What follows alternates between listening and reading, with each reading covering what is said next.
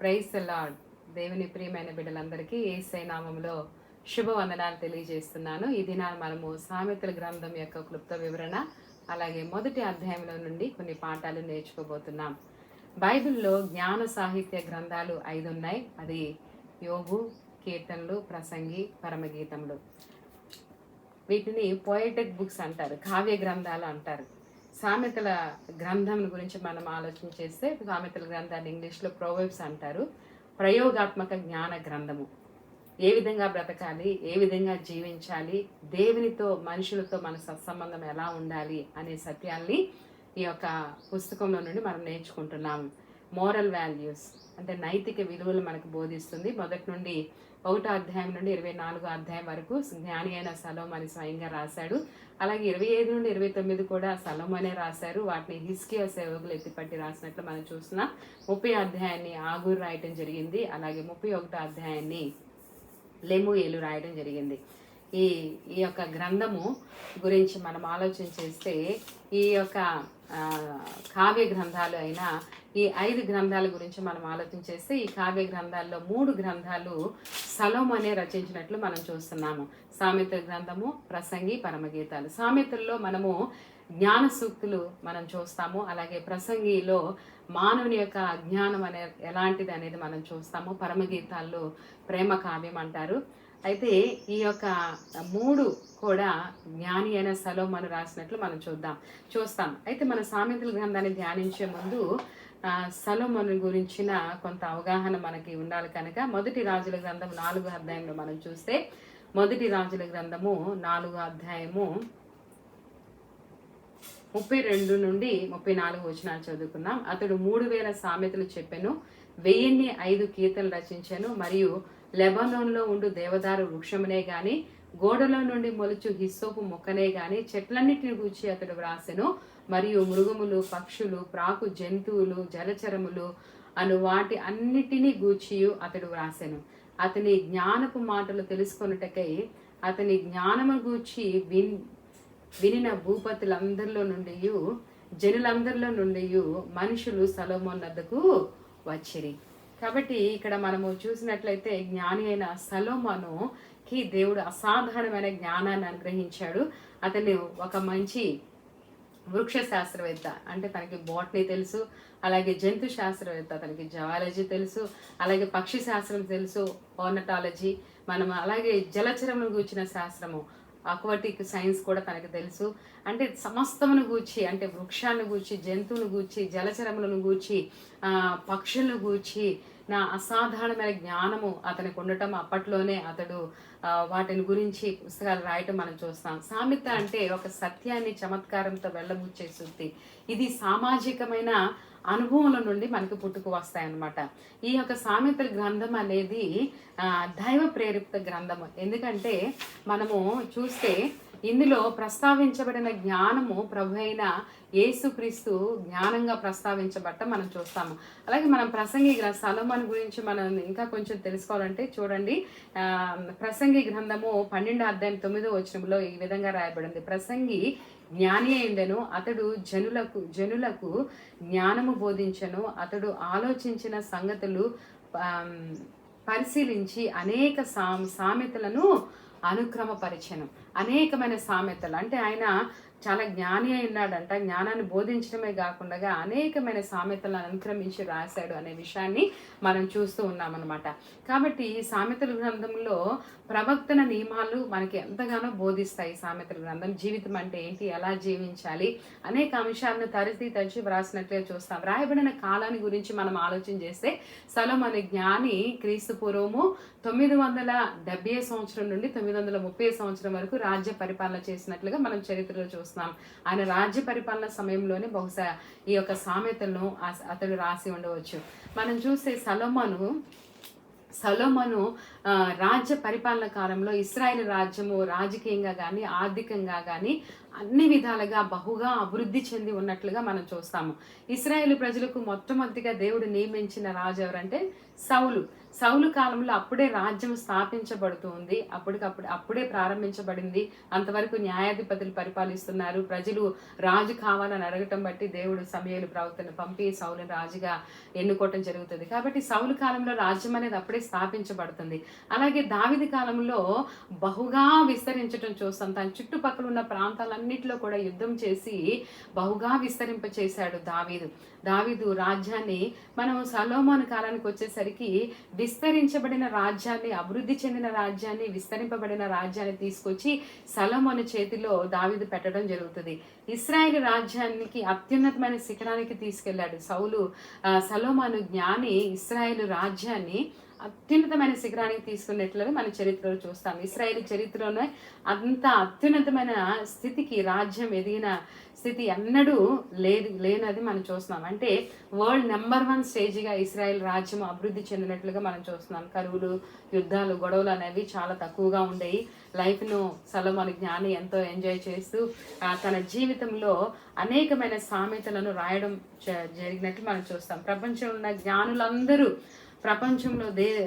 ప్రపంచ దేశాల్లో ఉన్న దేశ నాయకులు, రాజులు, రాణులు ఆయన జ్ఞానాన్ని వినడానికి, ఆయన చూడడానికి సుదీర్ఘమైన ప్రయాణాలు చేస్తూ వస్తూ ఉండేవారు అనమాట. కారణం ఏంటంటే మన బైబిల్లో చూస్తే మొదటి రాజుల గ్రంథము 3వ అధ్యాయంలో మనం చూస్తే దేవుడు అతనికి రాజ్య పరిపాలన అప్పగించినప్పుడు దేవుడు చూస్తే నీ దాసుడైన నీకు ఏమి కావాలి కోరుకో అనేది దేవుడు సొలొమోను అడిగితే మొదటి రాజుల గ్రంథము 3వ అధ్యాయం 7వ వచనం మనం చదివితే, నా దేవా యెహోవా, నీవు నా తండ్రి అయిన దావీదునకు బదులుగా నీ దాసునైన నన్ను రాజుగా నియమించి ఉన్నావు. అయితే నేను బాలుడను, కార్యములు జరిగించుటకు నాకు బుద్ధి చాలదు. నీ దాసునైన నేను నీవు కోరుకున్న జనుల మధ్య ఉన్నాను. వారు విస్తరించి ఉన్నందున వారిని లెక్కపెట్టుటయు వారి విశాల దేశమునకు తనిఖీ చేయుటయు అసాధ్యము. ఇంత గొప్పదైన నీ జనులకు న్యాయము తీర్చువారు ఎవరు? ఇక్కడ అంటున్నాడు, ఇంత గొప్పదైన నీ జనులకు న్యాయం తీర్చగలవాడు ఎవడు? కాబట్టి నేను మంచి చెడులను వివేచించి నీ జనులకు న్యాయము తీర్చినట్లు నీ దాసునైన నాకు వివేకం గల హృదయమును దయచేయము. సొలొమోను చేసిన ఈ ప్రార్థన ప్రభువునకు అనుకూలమైన గనుక దేవుడు అతనికి ఇలాగ సెలవిచ్చెను, దీర్ఘాయునైనను ఐశ్వర్యునైనను నీ శత్రువుల ప్రాణమునైనను అడుగక న్యాయములను గ్రహించుటకు వివేకము అనుగ్రహించమని నీవు అడిగితివి. నీవు ఇలాగూ అడిగినందున నీ మనవి ఆలకించి ఉన్నాను. బుద్ధి వివేకం గల హృదయము నీకు ఇచ్చి ఉన్నాను. పూర్వీకుల్లో నీ వంటివాడు ఒకడును లేడు, ఇక మీదటను నీ వంటివాడు ఒకడును ఉండడు. మరియు నీవు ఐశ్వర్యను ఘనతను ఇమ్మని అడగకపోయినను నేను వాటిని నీకు ఇచ్చి ఉన్నాను. అందువలన నీ దినములన్నిటిను రాజుల్లో నీ వంటివాడు ఒకడైనను ఉండడు. ఇక్కడ చూస్తే దేవుడు సొలొమోనుని రాజుగా నియమించినప్పుడు నీకేమి కావాలి అని సొలొమోను రాజుని దేవుడు అడిగినప్పుడు మనం చూస్తే సొలొమోను తన ఐశ్వర్యాన్ని కోరుకోలేదు, శత్రువుల ప్రాణాన్ని కోరుకోలేదు, దీర్ఘాయును కోరుకోలేదు. కానీ ప్రభువా, నీ ప్రజలను పరిపాలించడానికి, ఇంత గొప్పదైన నీ ప్రజలను పరిపాలించడానికి నాకున్న జ్ఞానం సరిపోదు, నేను బాలుడనయ్యా, నా సామర్థ్యం సరిపోదని ఎంతో వినయముతో తగ్గింపుతో తన జ్ఞానం కావాలని, వివేకం కావాలని దేవుని యొద్ద విన్నపము చేస్తే దేవుడు తను చేసిన విన్నపము దేవునికి అంగీకారముగా ఉన్నందున దేవుడు అతనికి అసాధారణమైన గొప్ప జ్ఞానాన్ని ఇచ్చాడు. పూర్వీకుల్లో నీ వంటి జ్ఞానం గలవారు లేరు, ఇక ముందు కూడా ఉండరు అని చెప్పేసి దేవుడు జ్ఞాని అనే సొలొమోనుతో చెప్పటం మనం చూస్తున్నాం. అంతేకాదు అతడు అడగకుండానే ఐశ్వర్యమును, ఘనతను, గొప్ప ఆశీర్వాదాలని సొలొమోనుకి ఇచ్చినట్లుగా మనం చూస్తాం అన్నమాట. కాబట్టి ఇశ్రాయేలులో యవనస్తులను ఉపదేశించి చెప్పబడిన హితోపదేశాన్ని ఈ యొక్క సామెతల గ్రంథంలో మనం చూస్తాం. దేవుడు తనకిచ్చిన అసాధారణమైన జ్ఞానంతోనే ఈ యొక్క సామెతల గ్రంథాన్ని సొలొమోను రాసినట్లు మనం చూస్తున్నాము. కాబట్టి అనుదిన జీవితంలో ఎలా వ్యవహరించాలి, యువకులు ఎలా ఉండాలి. ఇక్కడ ఈ సామెతల గ్రంథంలో మనం చూస్తున్నాం, స్త్రీల్లో కొందరు దురుద్దేశంతో యువకులను ఆకర్షించి వారి జీవితాలు పాడు చేస్తారని, కొందరు స్త్రీలు అయితే చాలా మంచి వారిగా, ఒక మంచి భార్యగా, తల్లిగా, మంచి తోబుట్టుగా కుటుంబాన్ని మంచిగా ప్రభావితం చేయగలరని చాలా విషయాలు ఇక్కడ చెప్పడం మనం చూస్తాం. దేవుని గూర్చి ఎక్కువగా ఈ యొక్క గ్రంథంలో చెప్పబడలేదు, కానీ మానవుడు దేవుని కోసం తీసుకునే తీర్మానాలు ఎలా ఉండాలి అనే విషయాన్ని స్పష్టంగా చెప్తూ ఉన్నారనమాట. కాబట్టి మనం క్రొత్త నిబంధనలోకి వచ్చిన తర్వాత యేసే మనకు జ్ఞానమై ఉన్నాడనే మాటలు మనం చూస్తాం. 1 కొరింథీ పత్రిక 1వ అధ్యాయము 31వ వచనం, అలాగే కొలస్సీ పత్రిక 2వ అధ్యాయం 3వ వచనం మనం చూస్తాం. సామెతలు అనేవి అనుభవ సూక్తులు. జ్ఞాని తన పెద్ద అనుభవంలో నుండి చెప్పిన చిన్న మాటలే ఈ సామెతల గ్రంథాలు అనమాట. ఈ సామెతలు నైతిక జీవితానికి సంబంధించిన హితవాకులు మనకు బోధిస్తాయి. భక్తి జీవితానికి, నైతికమైన ప్రవక్తనకు అవసరమైన దైవ వాకులు సామెతల గ్రంథంలో మనకు లభ్యమవుతాయి. ఈ గ్రంథంలోని ముఖ్య అంశము జ్ఞానము అనే పదాన్ని ఎక్కువ మనం చూస్తాము. జ్ఞాని అయిన వ్యక్తి దేవునికి భయపడతాడని, దేవుని చిత్తాన్ని అన్వేషించి దేవుని విశ్వసిస్తాడని, విధేయతతో దేవుని వెంబడిస్తాడని మనం చూస్తాం. జీవితంలో సరైన తీర్మానాలు చేసుకోవడానికి ఈ జ్ఞానం అనేది మంచిగా మనకి ఉపయోగపడుతుందని మనము సామెతల గ్రంథంలో నేర్చుకోవచ్చు.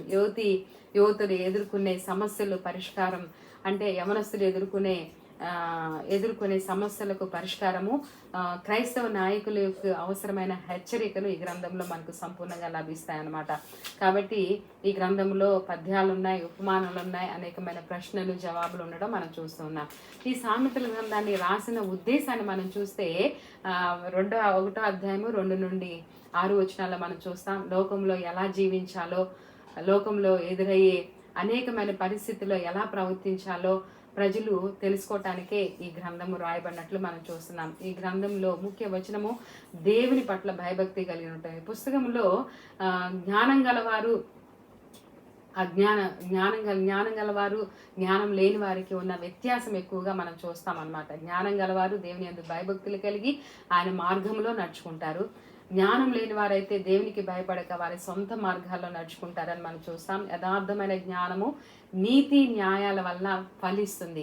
యథార్థమైన జ్ఞానం ఏంటంటే నీతిని అనుసరించుకోవటం, న్యాయంగా బ్రతకటం. కాబట్టి జ్ఞానం లేకపోవటం వల్ల ప్రజలు పాపంలో పడిపోతారని, పాప మార్గంలో వెళ్ళిపోతారని ఈ గ్రంథంలో మనకి కనపడుతుంది. దుర్మార్గతే జ్ఞానహీనత, అంటే జ్ఞానము నీతి న్యాయము, దుర్మార్గతే జ్ఞానహీనత మనం చూస్తామన్నమాట.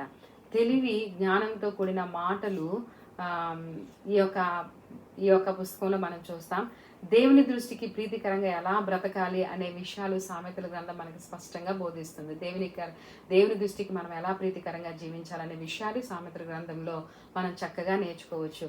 మనం చూస్తే కావ్య గ్రంథాలు, అంటే ఈ పోయిటిక్ బుక్స్ రాసిన బుక్స్లో ఒకటి కీర్తనల గ్రంథము దావీదు రాశారు.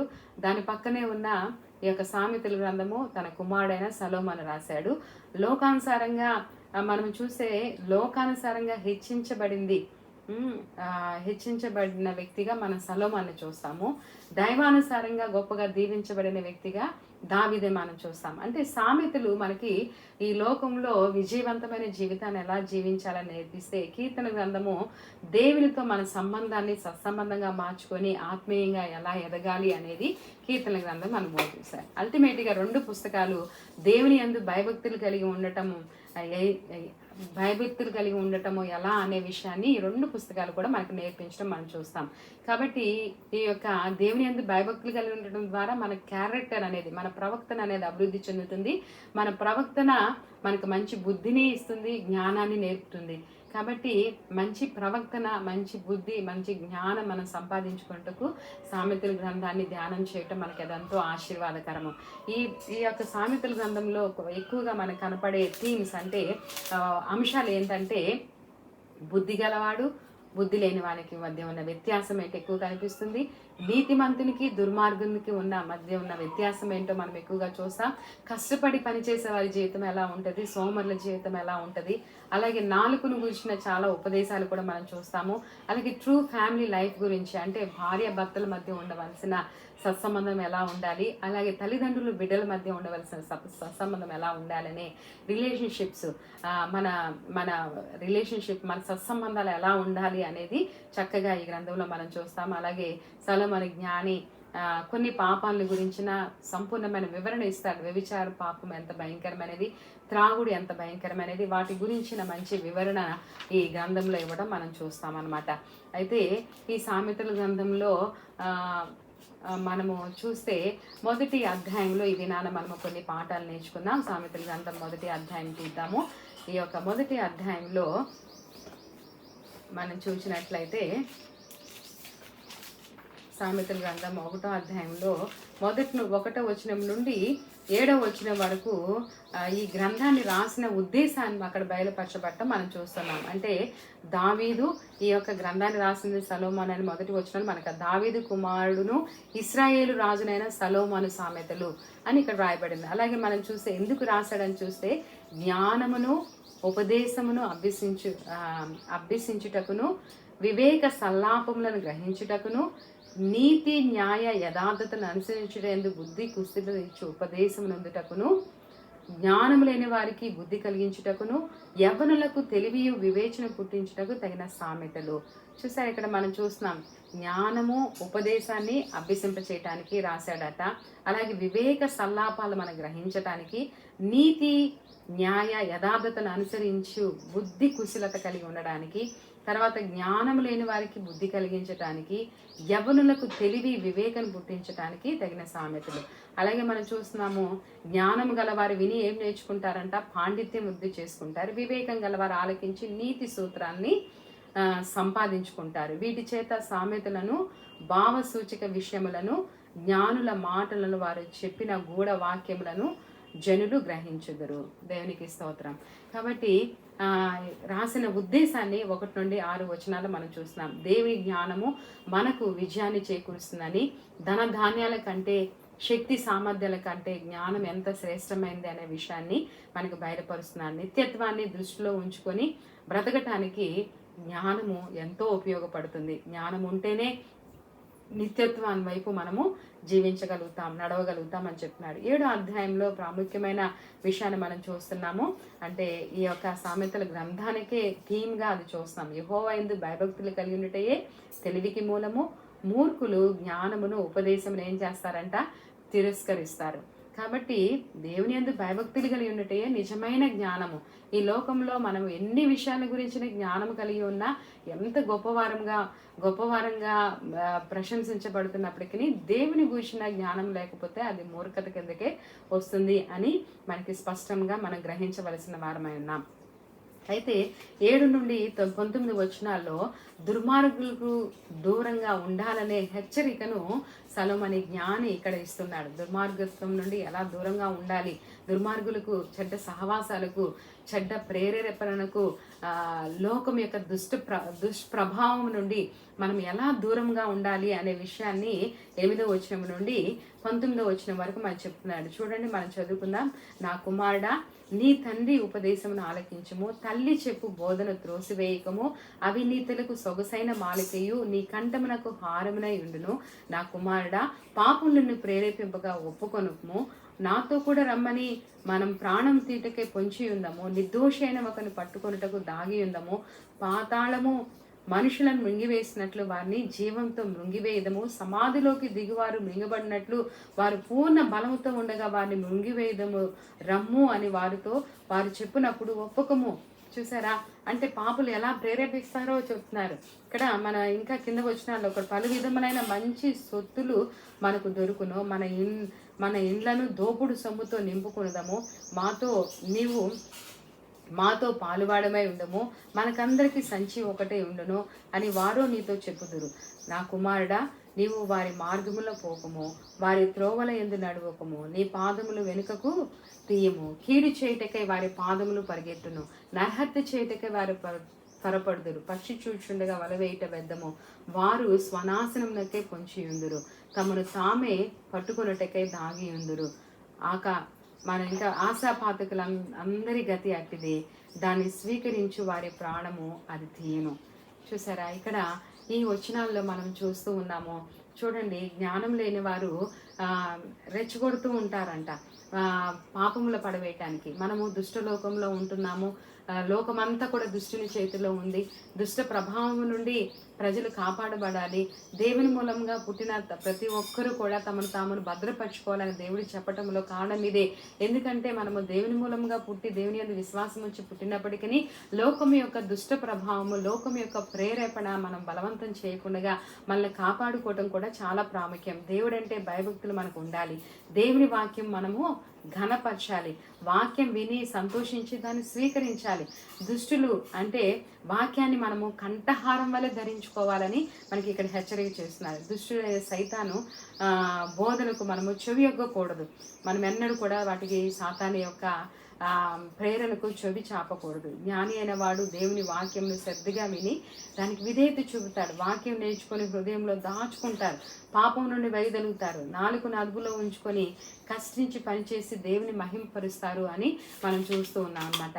కాబట్టి ఇక్కడ అయితే లోకంలో ఉన్నవారైతే మోసముతోనూ అన్యాయంతోనూ ఇల్లంతా కూడా ఎలా దోపుడు సొమ్ముతో నింపుకోవాలి, ఏమి చేసి అయినా సరే, ఏ విధంగా బ్రతికైనా సరే పొట్ట నింపుకోవాలి, ఇల్లు నింపుకోవాలి అనుకోవటం అనేది అది పాపము. అది ఎప్పటికైనా అది మన స్వనాశనం కోసమే, అది మనం నాశనం చేస్తుంది అని చెప్పేసి గ్రంథకర్త ఇక్కడ హెచ్చరిక చేస్తున్నట్లుగా మనం చూస్తున్నాం. అదే 20వ అధ్యాయంలో నుండి 33 వచనాల్లో మనం చూసినట్లయితే జ్ఞానం అందరినీ పిలుస్తుందంట. ప్రమాదం గురించి హెచ్చరిక చేస్తుంది. జ్ఞానం ప్రతి ఒక్కరిని కూడా నుంచొని పిలుస్తుంది. అయ్యో, దుస్సత్వం వైపు, చెడు సహవాసం వైపు, లోకం వైపు మీరు తిరగొద్దు, ఆ అబద్ధపు మాటలు మీరు వినవద్దు, నా మాట వినండి అని చెప్పేసి జ్ఞానం అందరినీ పిలుస్తుందంట. ప్రమాదాన్ని గురించి హెచ్చరిక చేస్తుంది. కానీ ఆ ప్రమాదాన్ని గురించిన హెచ్చరిక ఎవరైతే వింటారో వారి జీవితాలు బాగుపడతాయి. ఎవరైతే పెడచెవిన పెడతారో వారు భయంకరమైన ఇరుకులో పడిపోయి వారి యొక్క అంతం అనేది బహు ప్రమాదకరంగాను బహు ఘోరంగాను ఉంటుందని మనం చూస్తున్నాం. ఈ యొక్క సామెత గ్రంథం అంతట్లో నీతిమంతులు ప్రస్తుతం ఎలా ఉంటుంది, వారి అంతం ఎంత అద్భుతంగా ఉంటుంది, నీతిమంతుల ప్రస్తుతం ఎంత ఆహ్లాదంగా ఉంటుంది, వారి అంతం ఎంత దుష్టుల యొక్క ప్రారంభము, వారి ఆహ్లాదం లోకంలో ఎలా ఉంటుంది, వారి అంతం అనేది ఎంత భయంకరంగా ఉంటుంది అనేది స్పష్టమైన జ్ఞానాన్ని బోధిస్తూ ఉన్నాడు. కాబట్టి ఈ యొక్క 20 నుండి 33 వచనాలు చూస్తే జ్ఞానం అనేది అంతా నిలబడి పిలుస్తూ ఉంది.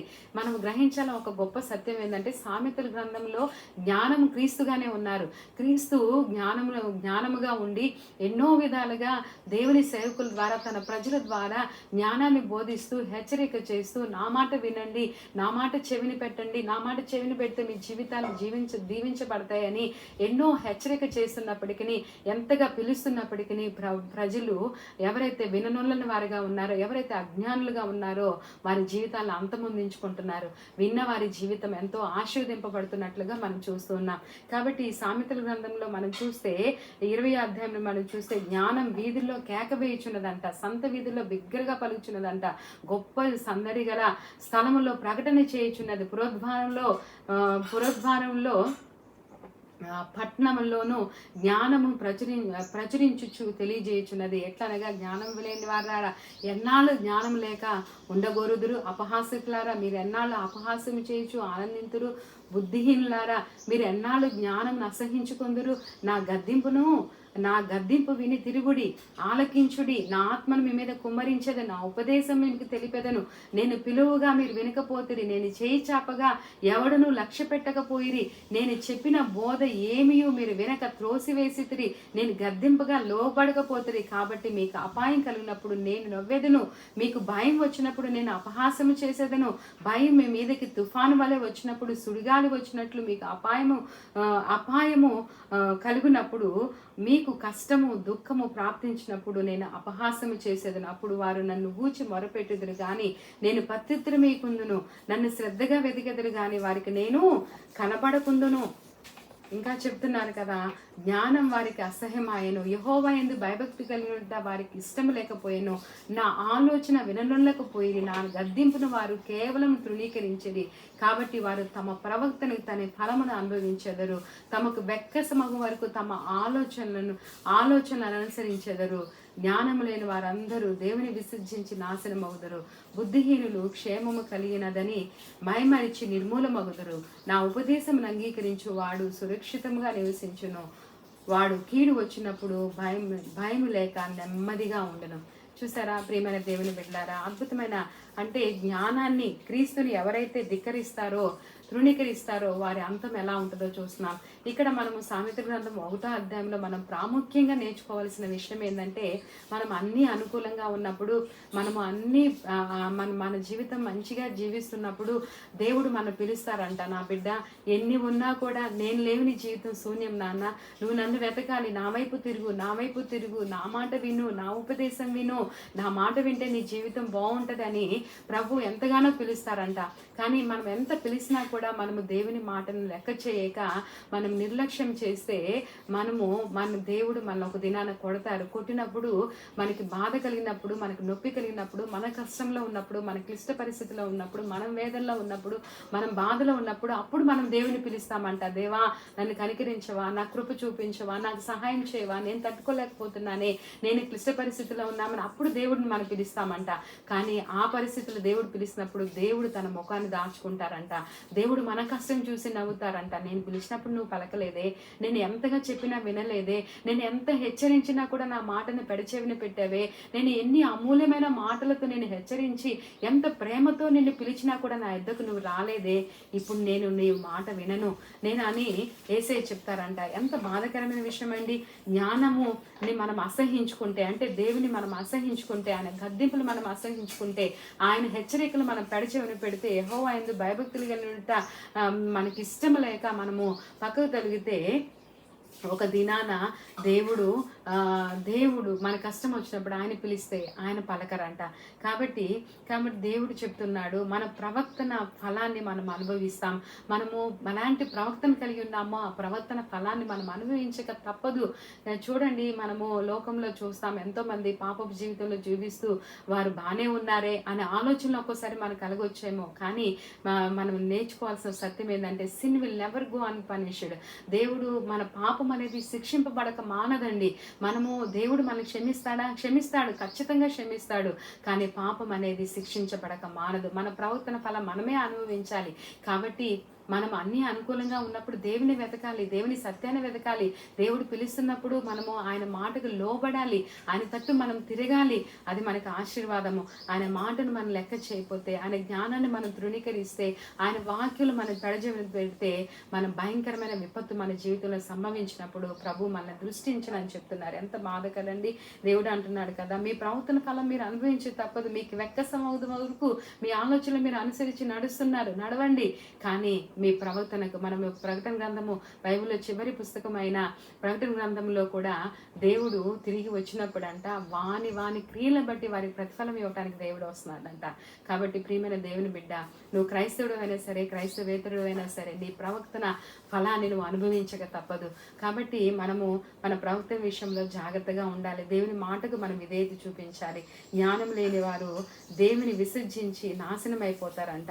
బుద్ధిహీనులు క్షేమము కలిగినది మైమరిచి వారు నిర్మూలమైపోతారని దేవుని వాక్యం చెప్తుంది. 33వ వచనం మనం చూస్తాము, నా ఉపదేశం అంగీకరించు వాడు సురక్షితంగా నివసించును, వాడు కీడు వచ్చినప్పుడు భయం లేక నెమ్మదిగా ఉండును.